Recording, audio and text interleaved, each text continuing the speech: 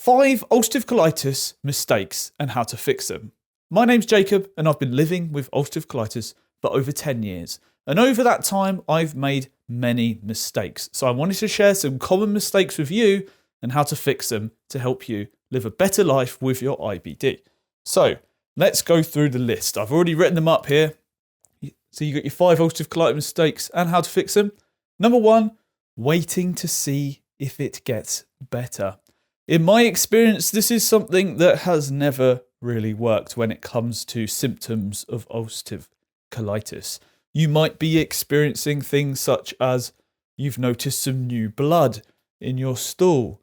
You might notice a wash of fatigue, and I like to call it unnatural fatigue. Fatigue that seems misplaced. You didn't really do much yesterday, yet today you feel extremely sapped. And that's what I like to call unnatural fatigue. And that's usually suspect that something's not quite right. You might have loose stool. This is often a common sign that something is about to go wrong. Particularly the blood. If you've noticed a little bit of blood, the best thing you can do is keep an eye on it and make sure it doesn't get any worse and really hone in on what is going on. Is it hemorrhoids? Did you wipe your butt and it kind of sting when you did it? Or did the blood come through after that? Look in the stool and check. Is there blood in the stool? 100% contact your specialist. The only time I would say that you can let it pass is if you know for 100% that it is definitely hemorrhoids and not something else. And usually you can tell if it's hemorrhoids because your butt gets very itchy, or you have been sitting down all day and you pushed really hard on the toilet and you know for certain that it's hemorrhoids. If it's not, then 100% get in contact with your specialist or call your doctor ASAP. These are the common things for me. Other things might be pain, particularly in the abdomen. That might be gut cramps. You might get gut cramps occasionally anyway, but increased frequency of gut cramps, and it's incapacitating you. So these are the kind of symptoms that I would see and occasionally I have ignored. For instance, times I have seen blood and it has not been hemorrhoids and I've waited to see if I just get over the flare. It didn't happen. So the best thing that you can do is, instead of waiting to see if it gets better, and that's actually note down the symptoms, be very critical. Imagine that you've seen a family member with these symptoms. What would you advise them to do? Take a step out of yourself and think, what would I advise myself to do? What should I do in this situation? More often than not, it's get in contact with your healthcare specialist because something is going awry there. So instead of waiting to see if it gets better, let's write this out in green. Contact doctor. Contact doctor or specialist or whoever looks after your IBD. And if you haven't been diagnosed, then I suggest you go to the doctor as soon as possible and try and get a formal diagnosis. The next one, trying to hold it in. So the problem with ulcerative colitis is it makes you go to the bathroom many times per day. And sometimes your brain comes to the conclusion that you should just hold it in, and that's the way you're going to avoid the suffering of going to the toilet. But the thing is, this just is not going to work because it just needs to pass through you. And you holding it in isn't making it any better. It's not making it particularly worse. It's just prolonging the pain, really. In my experience, when I've tried to hold it in, it finds its way to tell me, go to the bathroom right now. It's going to happen no matter what. I think when it comes to trying to hold it in, the best thing you can do is just face the music, get on the toilet, and let it come out of you because it's better out than in, that's for sure. And I know it's going to suck. I know it's painful. It feels horrible. But the thing is, if you do have a flare and you've got quite a lot of ulcers, it's going to feel horrible no matter what. It's something that you kind of just have to make peace with here. You just have to let it go. Let it go. Missing medications. So what do I mean by this? Well, that might be you've been prescribed a medication such as mesalazine or a steroid, and problems may arise when you accidentally forget your medication, you miss it. Or in some instances that I've done is I'm on an immunosuppressant, excuse me, and I've come down with a cold. And I personally make that executive decision that I'm not going to take my pill tonight. So, what happens when you miss your medications? Well, it's not going to be as effective as it could be. If you're taking the mesalazine, it's not going to be in your system. It's not going to be getting your non-steroidal anti-inflammatory effects where it needs to be. So you're increasing your chances of a flare happening, or you're increasing your chances of not helping your flare if you're taking medication for your flare. So how do we deal with this? Well, the best way that you can do that is to get a pill dispenser. Pill dispenser. Or a pill box. A dispenser/box.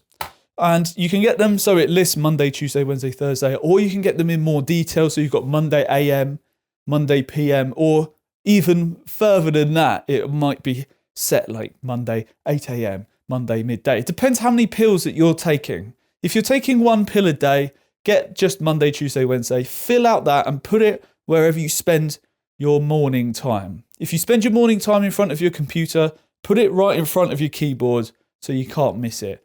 If you spend a lot of time in the lounge, put it right in front of the telly, exactly where you're not going to miss it. Or in the kitchen where you first go for a drink of water or your breakfast, put the pill dispenser where you can't miss it. And make sure that you fill it up every week. And that way, you won't miss your medications, because missing medications, it can just lead to complications. So the best thing that you can do is set it up in advance, get a pill box or a pill dispenser, and make sure that you're getting your medications and not forgetting. Sometimes it can get confusing. I've done it before where I'm taking a pill, I'm distracted, maybe I'm watching something on YouTube, and I've taken my pill, and let's say, for instance, I'm taking my azathioprine. And at the time, I was taking 3 pills and I'm distracted. I take one pill, I take a second pill. And then because I'm not fully paying attention on what I'm doing, I start thinking, did I take that second pill? How many pills have I even taken? And I get in my own head. Have I had 2 pills? Have I already had 3 pills? If I take one more, am I going to take 4 pills? That's too much. It just gets needlessly stressful and confusing when you're not fully paying attention. So the best thing you can do is use that pill box so that you're not confused. There will just be 3 pills in that pill box. And that's all you got to take. There's no further thought needed. You're not going to mess that up. Right, starving yourself. I've jumped to this conclusion myself. I know that many of you, it's sort of that space you go to when you think, I've got a digestive problem.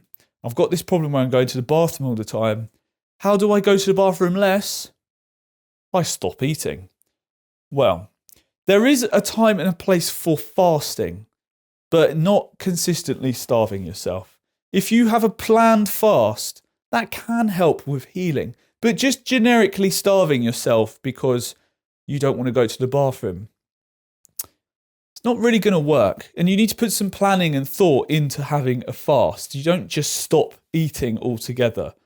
No, there are other things that go into it. So starving yourself is probably one of the worst things that you can do, because you're depriving your body, and it's already in a compromised state, of nutrients and minerals, vital building blocks that it needs to continue the healing process, to continue fueling you, to continue giving you energy.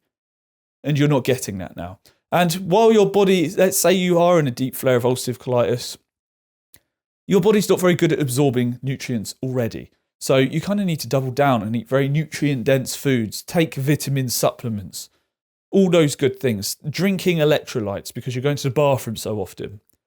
You need to get those things in. Starving yourself is not a good option. You need those healing building blocks. So the best thing you can do is find healthy foods, find nutrient-dense foods, and eat them. And if you do want to have a fast, let's make it a planned fast. Don't do a fast for a length of time that you're not comfortable with. Choose a comfortable amount of time. That might just be starting with an intermittent fast, so you're still eating each day. You could try a 24-hour fast if you wish, 48. Don't go any longer than that if it's your first time. I wouldn't advise that at all. But make sure that if you're having a fast, if fasting, take electrolytes equals take electrolytes.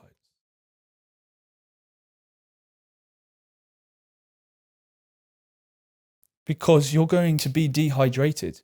You need to keep on top of your hydration, especially if you're fasting. Now, this is a common way of trying to help with a flare, is having a fast. It can give your gut a break from the constant digestion that's going on, constant food rubbing across those ulcers.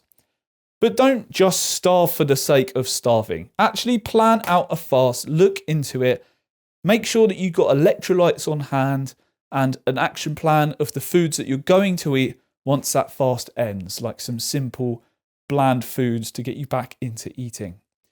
So that's my solution to starving yourself. And when I say find nutrient-dense foods and eat them, that could mean any sorts of foods that you are okay eating. For me, that would be eating, for instance, red meats, very high in nutrition, or I like to eat peanut butter. That's very calorically dense. And that way, I'm getting the calories I need. Another solution to this, if you want to eat less, is actually to eat those calorically dense foods, primarily fats. And that way, I just heard it started raining outside. That way, you're going to get the calories in that you need so you're not losing weight. Because losing weight is one of the biggest complications of ulcerative colitis. It's one of the ones that you see in most people because you're not digesting food. I went from 80 kilos down to 70 kilos. I lost 10 kilos of body weight, and that was because of the flare. I wasn't able to absorb the food. I naturally decided I wanted to eat less. I went through all of these problems because my brain thought that was the solution. And I know how you end up on these things because it kind of makes sense at the time. You convince yourself, if I don't eat, it will heal me. And in some instances, that could be right if you're fasting and you take the right necessary precautions, making sure you're keeping on top of your electrolytes and your vitamins and all that good stuff. You can still take supplements, but don't starve yourself for the sake of starving yourself. Isolating yourself. This is a big one. When you're suffering, much like a cat, you may decide to go and hide away until it passes. Now, we aren't cats, and the thing is, we are social creatures, and what we should do is share what's going on with us. Sitting there in silence and suffering is probably one of the worst things that you can do while suffering with ulcerative colitis. Reach out to those around you, tell the people in your household, join a community Discord like the one I've got in the description, and share what is going on with you. Even just typing in that box exactly how you're feeling, that can help tremendously. I lent heavily on community Discords when I was in hospital with my ulcerative colitis because just having that place to vent, some people to talk to, not even necessarily talk about ulcerative colitis, I might have been just talking about something else, getting on voice chat, it helped incredibly and it helped me get through a very hard time. Isolating yourself is going to make things much more challenging. You need a support network. Get yourself in those situations where you can share your experiences. And if you find it hard to share with those around you, like I said, find a community Discord or people online, because there's many people all across the world with ulcerative colitis, and they are hoping to talk to you too. Places to avoid, I'll be honest, Facebook, I've found that to be absolutely awful. Discord has been much, much more superior to Facebook. There's so many bots on Facebook, and it just seems like not a very nice place to share. Discord, much prefer it. And I found some people that I really like talking to on there. And I do check it pretty much every day. I read every message on those community Discords. Even if I don't always respond, I am lurking there reading all the messages. So I would join a community. Join a community. And that could be online, like Discord. Or it could be in person. These are quite rare, but you could create your own one. It could just be sharing with your family. Hopefully you've got an understanding family that wants to talk to you. Some of you may not, so that's why it's good to join an online Discord or something like that, where you can find your community. So those are the 5 ulcerative colitis mistakes that I often see and have experienced myself, and my solutions on how to tackle them. If you're interested in finding out more about ways I can help you, check the link in the description. And I hope that this has helped you tremendously. I do love standing in front of this whiteboard and talking. So thank you so much for watching, and I'll see you in the next video.